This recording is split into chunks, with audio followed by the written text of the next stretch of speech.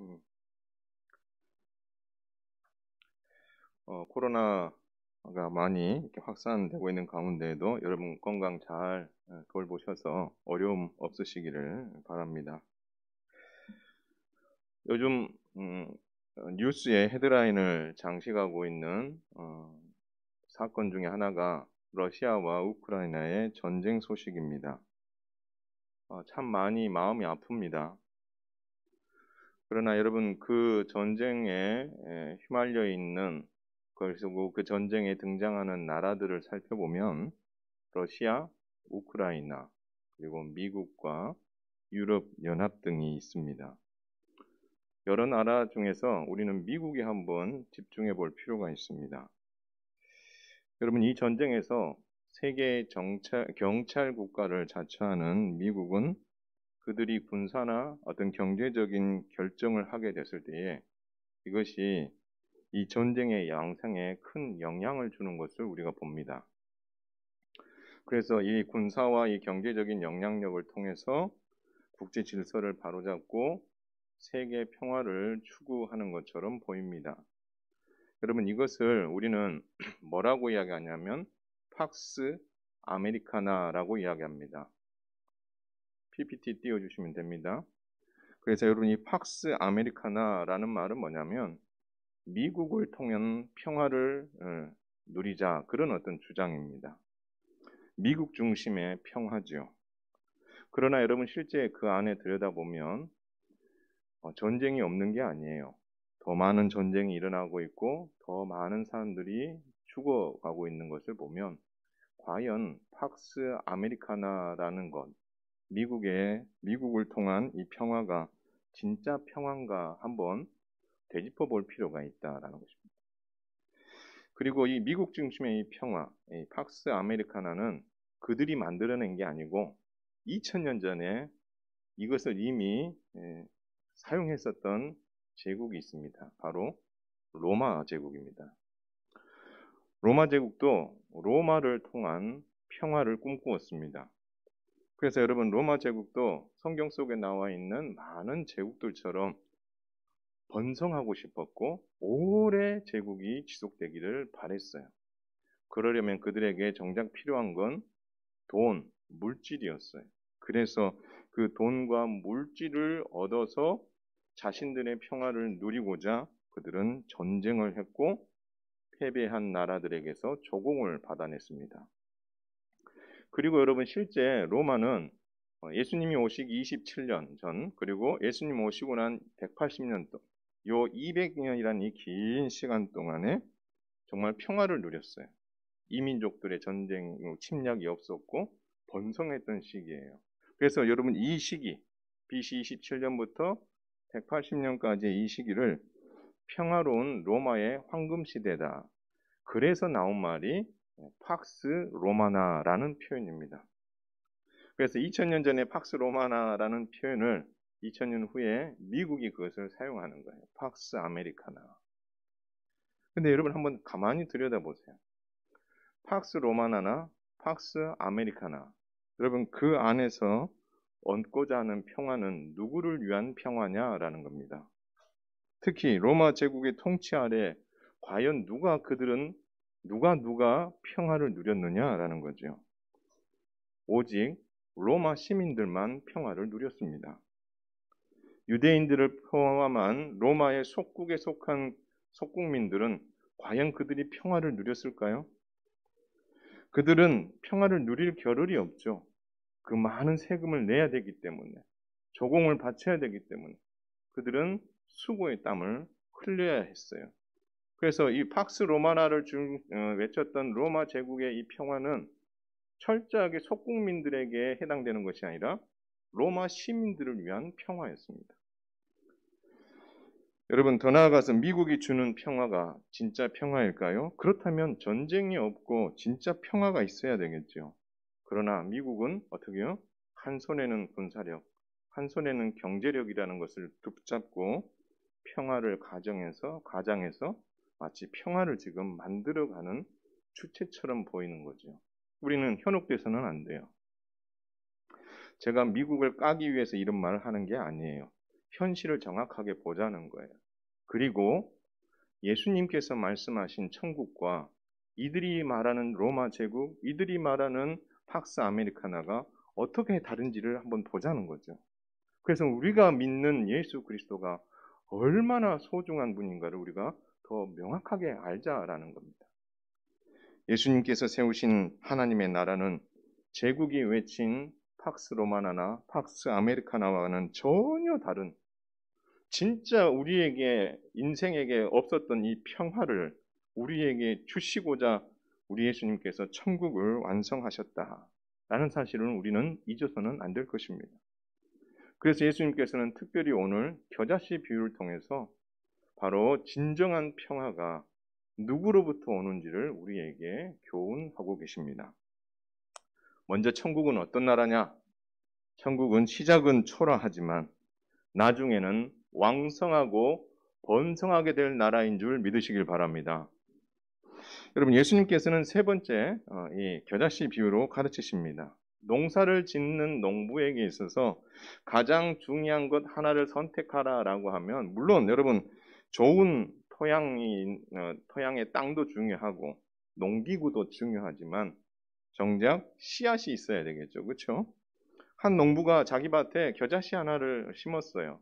여러분, 이 겨자씨는 이스라엘에게 있어서 나라의 팔레스타인 지역에 재배를 하거나 또는 자생하고 있는 식물인데요. 다 자라고 나면 한 3m에서 더 큰 거는 한 5m 정도까지 자라는 나무가 있습니다. 예수님께서는 그 겨자씨와 그 나무에 대한 이야기를 하는 거죠. 예수님의 가르침처럼 이 겨자씨는 정말 작습니다. 저도 봤어요. 정말 작아요. 근데 이 작은 이 겨자씨가 다 자란 후에는 정말 사람들이 거기에 깃들고 그리고 새들이 거기에 깃들 만큼 어떻게요? 큰 나무가 될 것이다. 주님은 그렇게 오늘 겨자씨 비유를 통해서 말씀하고 계십니다. 말 그대로 천국은 처음에는 정말 보잘것없이 작아 보이지만 나중에는 왕성하게 번성하게 될 나라라는 것을 예수님이 말씀하고 계신 겁니다. 그런데 사실 그 이야기는 예수님께서 오늘 독창적으로 하신 이야기가 아니라 구약 성경에 나와 있는 제사장 나라 이야기 안에 그것이 충분히 담겨져 있습니다. 하나님께서는 아브라함 한 사람을 부르셨습니다. 그리고 그에게 복을 주시고 사명을 주십니다. 내가 너를 통해 한 민족을 이루겠고 그 한 민족이 모든 민족을 복을 받게 해주겠다. 그렇게 주님 약속하셨습니다. 그런데 실제 그걸 이루셨어요. 진짜 아브라함 한 사람이었어요. 근데 그 아브라함이 이삭, 야곱을 거치며 12자식들이 어디로 들어가요? 애굽에 들어가서 430년 만에 큰 민족을 이루자 하나님께서는 그들을 출애굽하셔서 시내 산에 이끌고 가 이스라엘이라는 나라를 건국하셨습니다. 그리고 그 이스라엘이라는 나라를 제사장 나라로 명하시고 거룩한 백성으로 살게 해주셔서 그들이 하나님의 복을 받게 되므로 많은 이방 나라가 하나님께서 저들에게 주신 그 복을 보면서 하나님 앞에 나오도록 만드는, 그래서 제사장 나라가 이스라엘에 국한된 것이 아니라 모든 이방 나라까지 하나님 앞에 나오도록 만드는 그 번성한 나라, 그 번성한 나라를 하나님께서 꿈꾸신 거죠. 그래서 이스라엘을 제사장 나라로 세우신 거예요. 아브라함 한 사람의 저 작은 겨자씨 같은 그 한 사람이 민족을 이루고 나라를 이루고 그래서 모든 민족이 복받게 하는 이 거대한 그림이 구약 성경에 있는 거죠. 그런데 이 제사장 나라를 고스란히 담아버린 하나님 나라는 바로 예수님의 십자가와 부활로서 완성되었고 남겨진 교회가 천국 복음을 선포하고 전파하는 그 일을 통해서 지금도 이 천국을 확장해 가고 있는 줄 믿으시기를 바랍니다. 그렇기 때문에 구약 성경에서의 이 제사장 나라가 이렇게 확장되어지는 그 모습은 앞으로 예수님께서 만드실 천국이 이렇게 확장되어질 것이다라는 것을 우리에게 충분히 보여주고 있는 거죠. 여러분, 그것을 위해서 사도들은 무엇을 했습니까? 예수님의 명령대로 갔습니다. 그리고 모든 민족을 제자로 삼았습니다. 그리고 그들이 한 일은 아버지와 아들과 성령의 이름으로 세례를 베푸는 일들을 했습니다. 거기에서 멈추지 않았어요. 사도들은 예수님이 승천하신 이후에 성령을 경험하고 예루살렘 공회를 세우고 교회를 세웠습니다. 그리고 그 예루살렘 공회는 앞으로 천국이 확장되어지는 데 있어서 결정적인 결정을 내립니다. 그 결정이 뭡니까? 오직 십자가, 오직 믿음인 줄 믿으시길 바랍니다. 여러분, 그 중요한 결정을 딱 하고 난 이후에 천국의 확장의 토대를 딱 마련해 놓은 거죠. 그 일 이후에 스데반의 죽음이 있었고, 스데반이 죽자 흩어졌던 성도들이 한 일이 무엇입니까? 바로 이 믿음 위에 정말 예루살렘과 온 유대와 사마리아와 땅끝까지 이르러 복음을 전하는 천국 확장의 사역에 그들이 온전히 올인하는 모습을 볼 수 있었다라는 것입니다.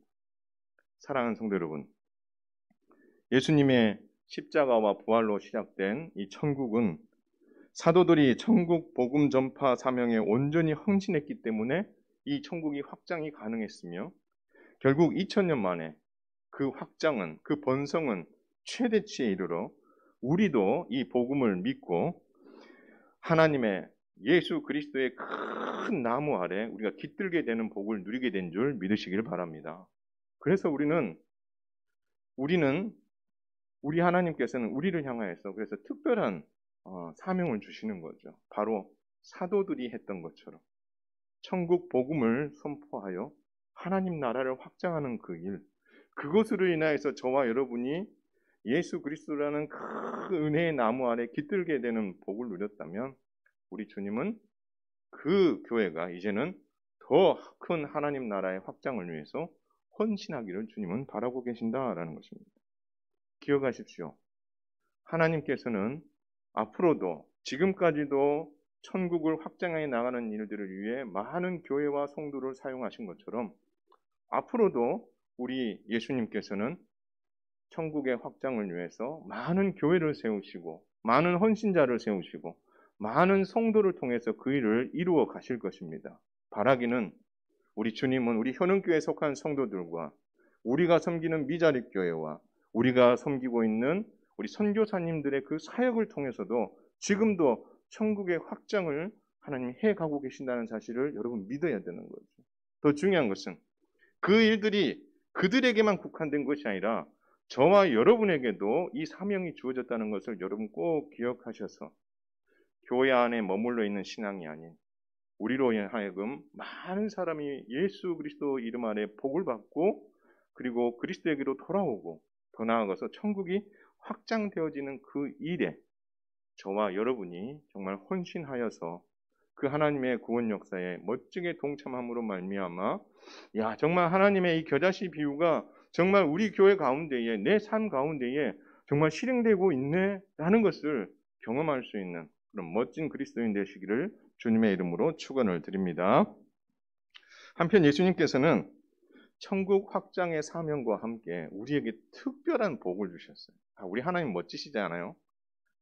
사명만 주시는 것이 아니라 쉽게 말하면 일만 막 시키시는 것이 아니라 거기에 걸맞는 복도 우리 하나님 늘 주신다는 거예요. 그 복이 뭘까요? 돈이면 좋겠습니까? 아닙니다. 우리 주님이 우리에게 주시는 진짜 복은 예수님 안에 거하는 은혜, 예수님 안에 깃들이는 복, 이것을 우리에게 복으로 주셨어요. 다른 말로 표현하면 예수님의 품 안에 복 안기는 복을 우리에게 주셨다라는 사실입니다. 여러분, 젖먹이 아기가 제일 편안해 보일 때가 언제일 것 같습니까? 울 때가 아니죠. 그렇죠? 그럼 그 아이가 우는 이유가 뭐겠어요? 뭐 달라고? 엄마, 젖 달라고. 아니면 뭐 우유 달라고 우는 거 아니겠습니까? 그러면 이 젖먹이 아이가 가장 평안할 때는 누구 품에 안겨 있을 때예요? 엄마 품에 안겨서 젖을 먹을 때. 그럼 그때가 제일 편안한 거 아니겠어요? 마찬가지예요. 우리 하나님께서는, 우리 예수님께서는 이 겨자씨 표현을 통하여서 심겨진 그 작은 겨자씨가 자라나서 나무가 된대요. 근데 그 나무가 된 것으로 끝이 아니라는 거예요. 이 나무로 자라났을 때에 공중의 새들이 그 가지에 깃들인다는 거예요. 여러분, 깃들이게 된다는 이 말은 뭐냐면 쉽게 말하면 이거예요. 천막을 친다는 거예요. 거주지를 잡는다는 거예요. 그러니까 그 가지에 새들이 어떻게 합니까? 집을 짓는다는 거예요. 아무데나 지으면 안 되겠죠, 그렇죠? 그래서 여러분 공중을 날아다니다가 피곤에 지친 이 새들이 바로 크게 성장한 이 겨자씨 나무, 겨자나무에 어떻게 해요? 그 가지에 자기들이 거할 그 집을 짓고 거기서 어떻게 해요? 휴식하고 안식하고 쉼을 얻을 수 있는 것. 여러분 그 복이 이 새들에게 주어질 것이다. 주님 그렇게 말씀하고 계신 거죠. 그럼 이것이 결국 우리에게도 주어진다는 겁니다. 그러나 여러분 당시 로마 제국이라는 큰 나무가 세 개를 뒤덮고 있을 때였어요.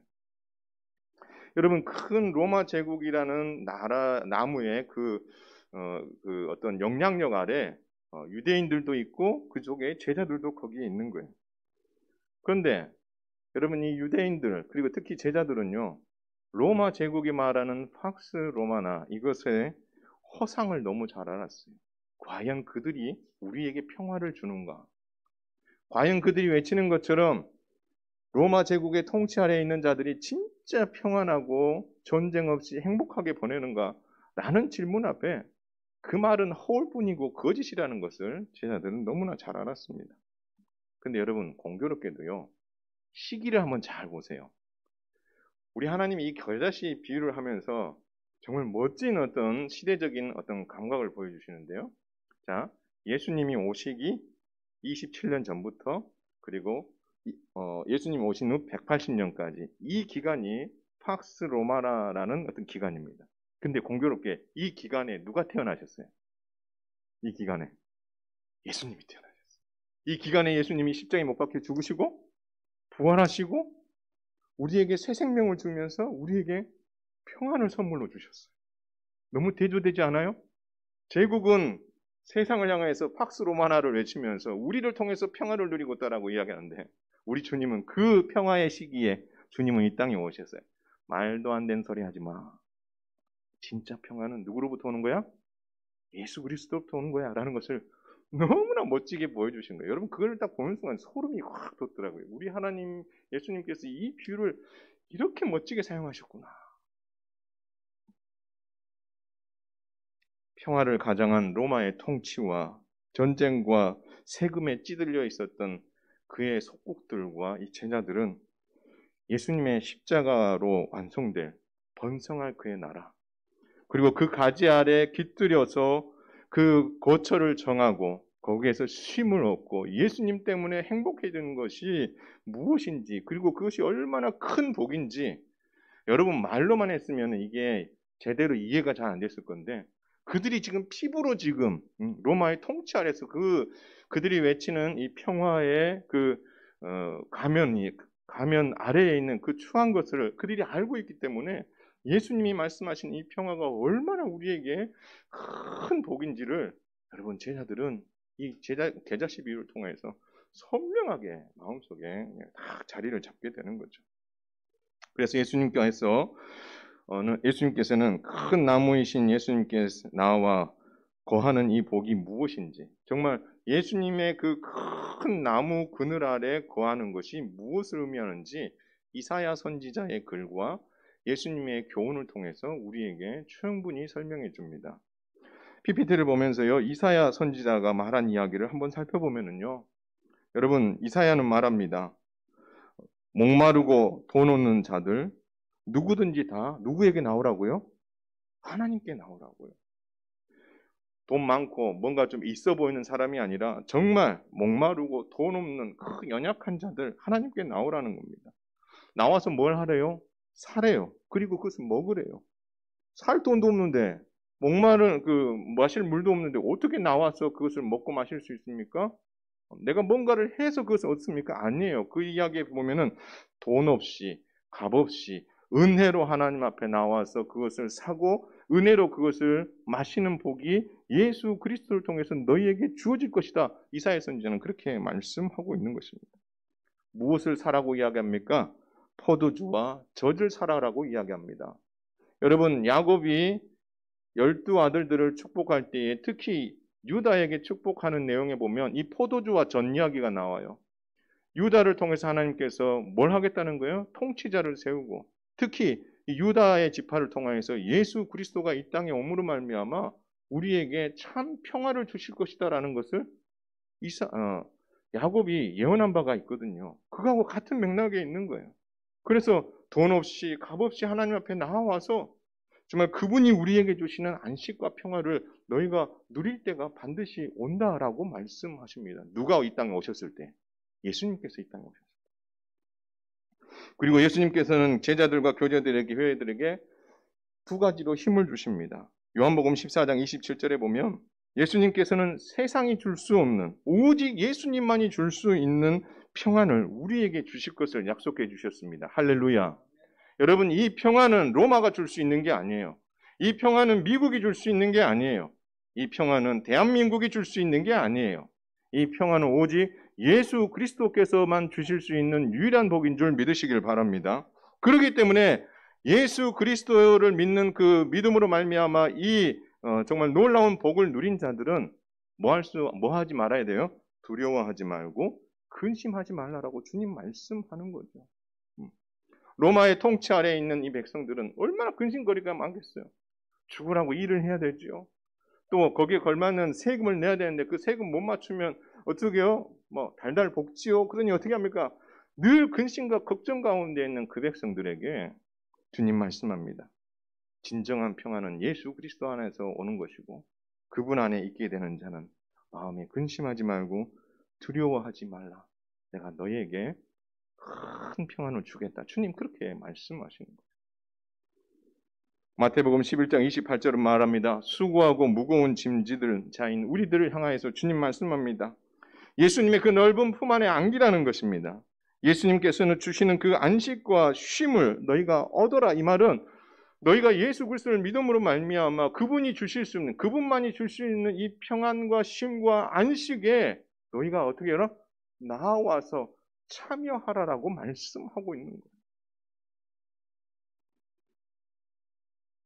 사랑하는 성도 여러분, 우리는 예수님의 십자가와 부활로 전적인 은혜로 예수님의 그 가지에 깃들이고 거함으로 말미암아 안식과 쉼을 얻게 되는 복을 누리게 된 줄 믿으시길 바랍니다.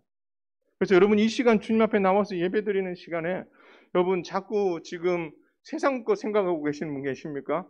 접어놓으세요.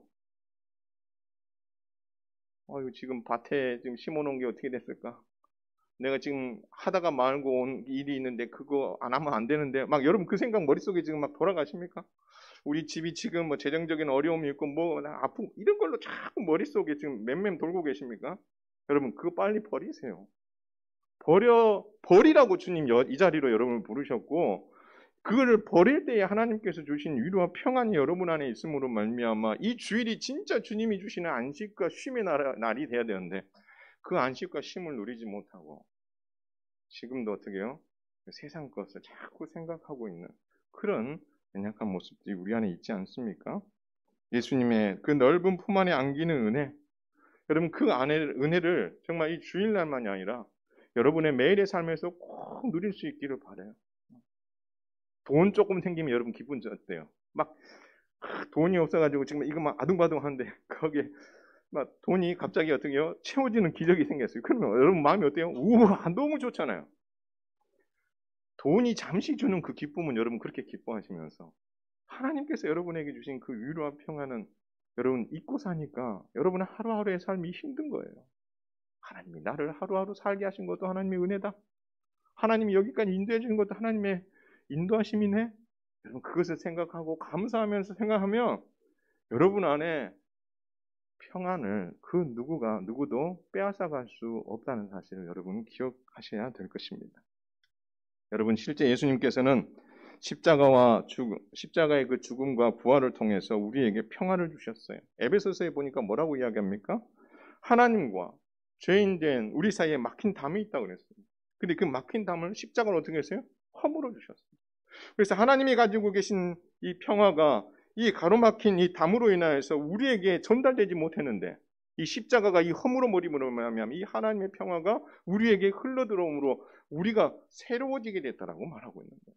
여러분 그러면서 그 본문 끝에 보면 뭐라고 얘기하냐면 마찬가지 유대인들과 이방인들 사이에도 막힌 담이 있었어요. 그들은 거의 원수같이 지냈어요. 그런데 예수님의 십자가가 그것을 허물므로 말미암아 하나님의 평화가 유대인들에게도 누구에게도 이방인들에게도 그래서 유대인들과 이방인들 모두가 다 예수의 이름을 믿고 교회로 들어오는 놀라운 기적이 일어나게 된 거예요. 누가 그 당시에 그것을 생각했겠습니까? 유대인들은 이방인들을 뭐 벌레 보듯이 보고 있고, 마찬가지 이방인들은 유대인들과 같이 상종도 안 하려고 하는 그런 어떤 분위기 속에 있었던 그 당시의 어떤 통치의 분위기가 바로 십자가로 이걸 다 허물어 버리니 교회 안에 유대인도 들어오고 이방인도 들어오고, 그러므로 그 안에 어떻게 해요? 세상에서는 누릴 수 없는 평화가 예수 안에서는 그들이 누리게 되는 그 기적이 일어나게 된 거죠. 여러분, 더 나아가 수고하고 무거운 짐을 지고 힘들게 살아가는 우리는 세상이 그 무엇도 우리에게 위로와 안식과 쉼을 줄 수 없지만, 우리가 예수님께 나아가면 세상이 절대 줄 수 없는 비교 불가능한 평안과 위로와 안식과 쉼을 예수님께서 이미 주셨고, 그것을 우리가 받아서 누리기만 해야 되는데, 주셨는데 그것을 어떻게 해요? 누리지 못하고 있는 우리의 모습이 참 아쉽다라는 생각이 드는 거죠.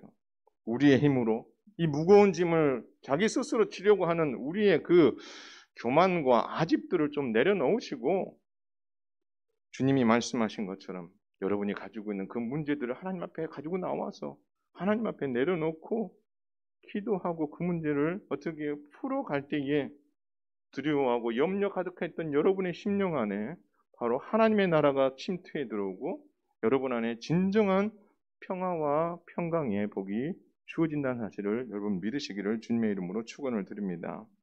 사랑하는 성도 여러분, 예수님만이 주실 수 있는 평화와 위로, 안식과 쉼을 여러분의 삶에서 꼭 누릴 수 있기를 바랍니다. 여러분이 한 교회 안에서 믿음 생활을 하며 평화와 화평, 화목을 좀 누렸으면 좋겠어요. 여러분, 그것을 위해서 저와 여러분을 교회로 불러주셨잖아요. 근데 여러분, 교회 안에서 보면 어떻게요? 과거의 아픔 안에 늘 머물러 있는 자들이 있어요. 그 껍질을 어떻게요? 좀 뚫고 나와서 정말 그것으로부터 자유해서 하나님이 정말로 나의 신앙 성숙을 위해서 옆에 함께 묶어주신 그 지체들을 보면서, 아, 내가 이들과 함께 있는 것이 이렇게 행복한 것이었구나. 내가 그 과거의 아픔 속에 너무나 오래 가두어져 있었구나. 그것을 극복하고 여러분 평화한다면 여러분 신앙생활이 얼마나 행복할 수 있겠어요. 교회에서 성도들과 그 성도들의 기쁨이 있으면 함께 진정으로 기뻐해주고, 누군가 정말 아픔 가운데 있다면 그 아픔에 함께 아파하면서 눈물을 흘리고 나의 일처럼 한 마음으로 기도해주고, 피 한 방울 섞이지 않았지만 정말 사랑하는 마음을 느껴 정말 그를 위해서 기도하는 일들이 일어난다면 여러분 하나님의 평화가 그 성도들과 그 교회 가운데 임한 줄 믿으시길 바랍니다. 우리 교회가 저는 그렇게 됐으면 좋겠어요. 그 단단하게 있었던 그 껍질을 깨내고 거기서 나와서 주님이 주신 이 평화를 믿음의 성도들과 함께 정말 공유하고 누릴 수 있다면 얼마나 좋을까 그런 생각을 해보게 되는 거죠. 우리 사이에 막힌 담이 있을 수 있어요. 예수님께서 담으로 놓았는데 우리 스스로 그 담을 막 쌓고 있는 거예요. 유대인과 이방인 사이에 담이 쌓여 있던 것처럼 내가 마음에 든 사람과 마음에 들지 않은 사람 사이에 어떻게 담이 쌓여질 수도 있어요. 우리는 그 십자가로, 예수의 십자가로 그것을 다 빨리빨리 허물어서 우리 안에 평화가 서로 오고 감으로 말미암아 우리가 한 형제 자매 된 것이 얼마나 복된가를 어떻게요? 여러분 누리며 살아가는 것이 그리스도인의 행복한 삶이라는 것을 여러분 기억해야 할 것입니다. 여러분 그러기 위해서 여러분 자신을 좀 먼저 살펴봤으면 좋겠어요. 지난주 제가 저희 아내와 함께 많은 이야기를 좀 했습니다. 요즘 이 동네 한 5바퀴에서 6바퀴를 매일 이렇게 돌고 있어요. 한 바퀴 도니까 한 1100보 정도 되더라고요. 요즘 만보 걷기를 열심히 하고 있는데, 만보를 걸으면서 제 아내하고도 여러 가지 이야기를 좀 했습니다. 목사인 제가 믿음의 성장이 있어야 되겠고 또 성숙이 있어야 되겠는데, 이 믿음의 성장을 가로막고 발목을 잡는 게 뭐가 있을까를 이야기하게 됐습니다. 죄송하지만 제 아내는 공감 능력이 상당히 탁월해요. 근데 저는 공감 능력이 아직 부족해요. 그래서 어느 분의 그 소촌 소식이나 아픈 이야기를 들었을 때 정말 아프다는 건 알아요. 근데 이게 딱딱한 대리석도 아니고요. 이게 마음으로 느끼겠는데 이게 진짜 막 공감이 돼가지고 함께 아파 이게 안 되는 거예요. 그러니까 어떨 때 막 속이 상해요. 하나님 왜 나에게는 이 공감 능력이 없어서 정말 함께 공감하고 아파해주고 싶은데 이게 안 되지요? 저는 그게 막 스트레스가 돼요. 어떤 문제가 있고 아픔이 있을 때에 좀 의연하게 좀 그것을 어떻게 해요? 싹 넘어갈 수 있으면 좋겠는데 어느샌가 제 얼굴이 딱딱하게 굳어버려. 그럼 같이 있는 사람들이 많이 불편해. 무엇이 문제일까? 하나님한테 기도하기로 했어요. 혹시 내가 알지 못하는 무언가의 아픔이 있지 않은가? 내가 기억하지 않으려고 닫아버린 그 어떤 슬픈 기억들이 있는가? 그런 기억들이 나로 하여금 공감하는 것을 부족하게 만들고 나의 감정을 온전하게 어떻게 해요? 멋지게 표현하는 방법을 잃어버리게 만들었다면 하나님 그 상처의 늪에서 빠져나올 수 있도록 그 상처가 무엇인지 알게 해주시고 그것을 예수의 이름으로 기도하여서 그것을 씻어버리게 해주시고 그래서 하나님 정말 성도들과 또 부부 관계 안에서 우리 가족 관계 안에서 교회 안에서 이 공감하는 그런 마음들이 내 안에서 더 많이 일어나게 해주실 뿐만 아니라 내 믿음의 성장을 방해하고 있는 그 모든 것들을 어떻게 끊어내서 제가 좀 더 성숙해지기를 바랍니다. 그래서 하나님 내 안에 그 평화와 평안의 마음들이 좀 자리 잡아서 정말 우리 성도들이 저를 볼 때마다 딱딱한 목사가 아니라 맥도날드 아저씨처럼 이렇게 보들보들한 그런 모습이었으면 좋겠다라는 게 제 마음이었습니다. 그래서 사실 이런 부분들을 놓고 하나님 앞에 제가 새벽마다 기도하고 있습니다. 그리고 여러분들은 모를지 모르겠지만 제 방에 가면 거울이 하나 있어요. 제가 거울을 보면서 웃는 연습을 합니다. 걸어다니면서도 웃고 막 해요. 왜요? 내가 좀 뭔가 좀 달라져 보고 싶어서. 그래서 나로 인하여서 많은 사람들이 좀 평화를 누렸으면 좋겠어서. 그렇지만 저는 믿습니다. 제가 달라질 거라는 거. 그래서 제 아내하고 이런 말 했어요. 우리 지만이가 달라졌어요.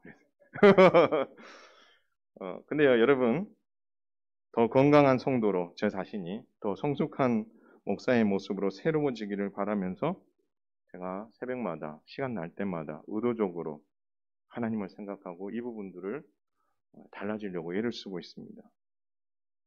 사랑하는 성도 여러분, 저만이 아니라 여러분도 그렇게 달라졌으면 좋겠어요. 믿음 생활하면서 여러분의 마음 안에 평안과 위로와 안식과 쉼이 없다고 느껴지시나요? 왜 나는 늘 이 사람들과 관계 속에서 늘 전투적인 모습이 많은가? 왜 다툼이 많고 시끄러운가? 불평이 많고 왜 나는 이렇게 모난 면이 많은가? 속상할 때 있죠. 속상해요. 제가 그 마음을 합니다. 제가 그러니까.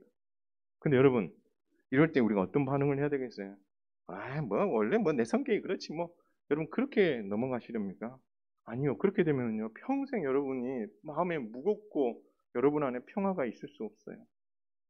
여러분 그렇게 하시기보다 우리 다 같이 하나님한테 기도했으면 좋겠어요.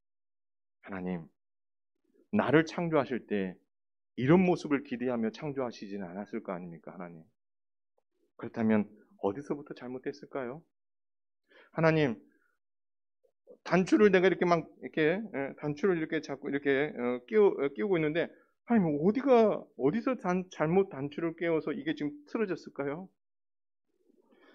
어디서부터 잘못됐는지 하나님 제가 달라지고 싶은데 어디서부터 달라져야 될지 알게 해주세요. 엉킨 실타래를 풀듯이 잘못 잠겨진 어떤 단추를 다시 풀어서 정확하게 다시 채우는 그 일들 내가 하고 싶습니다. 그래서 제 마음에 하나님의 평화와 하나님의 위로와 하나님의 쉼이 있음으로 말미암아 내 얼굴에서 그전에는 모든 사람들이 긴장하고 딱딱했었는데 이제는 예수 그리스도 안에서 이 정말 내가 하나님 앞에 기도하면서 이렇게 막혔던 것, 잘못된 것들이 하나씩 풀어지고 잘 이렇게 잠겨짐으로 인하여서 하나님 제 얼굴에 미소가 넘치고 제 마음에서 선한 말이 나가고 그래서 많은 사람들을 행복하게 만들므로 하나님 제 마음도 행복해졌으면 좋겠습니다.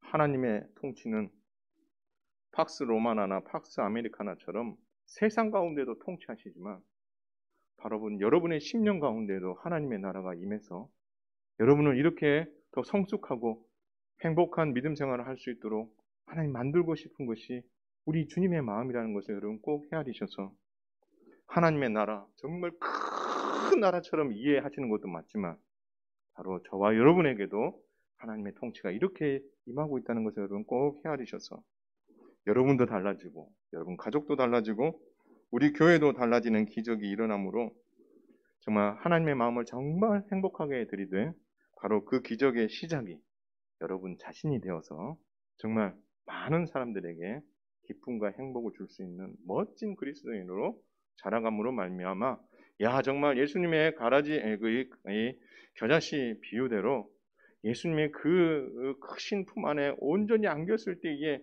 정말 이런 위로와 평안이 있는 거구나.